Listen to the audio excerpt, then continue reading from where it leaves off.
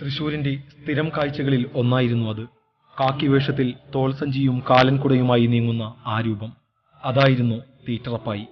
കിഴക്കുംപാട്ടുകര പൈനാടത്ത് വീട്ടിലെ കുര്യപ്പൻ താണ്ടമ്മ ദമ്പതികളിൽ 7 മക്കളിൽ മൂത്തവൻ. ഒരിക്കലും അടങ്ങാത്ത വിശപ്പുമായി ക്ലാസ് മുറിയിൽ നിന്നും ഇറങ്ങിയോടിയ റപ്പായിയെ തൃശൂർ നഗരം മാറോട് ചേർത്തു സ്നേഹിച്ചു. തൃശൂർ നിവാസികൾ ഇന്നും വിസ്മയത്തോടെ കൊച്ചുമക്കൾക്ക് പറഞ്ഞുകൊടുക്കുന്നതാണ് റപ്പായിയുടെ മെനു. രാവിലെ 150 ഇഡ്ഡലി, 100 ചപ്പാത്തി, 4 കെറ്റിൽ ചായ. 11:30 1 കിലോ അരിയുടെ ചോറ്, ഉച്ചയ്ക്ക് 2 ബേസിൻ ചോറ്. 4 മണിക്ക് 22 ചപ്പാത്തി, 12 മസാലദോശ, 2 കെറ്റിൽ ചായ. രാത്രി 25 പൊറോട്ട, 15 ചപ്പാത്തി, 12 ഏത്തപ്പഴം. തീറ്റ മത്സരങ്ങളിൽ റപ്പായിയോട് ആരും ജയിച്ചില്ല. പിന്നീട് തീറ്റ മത്സരം റപ്പായിക്ക് ജീവിതമാർഗമായി. ചില ഹോട്ടലുകൾ റപ്പായിക്ക് സൗജന്യമായി ഭക്ഷണവും നൽകി.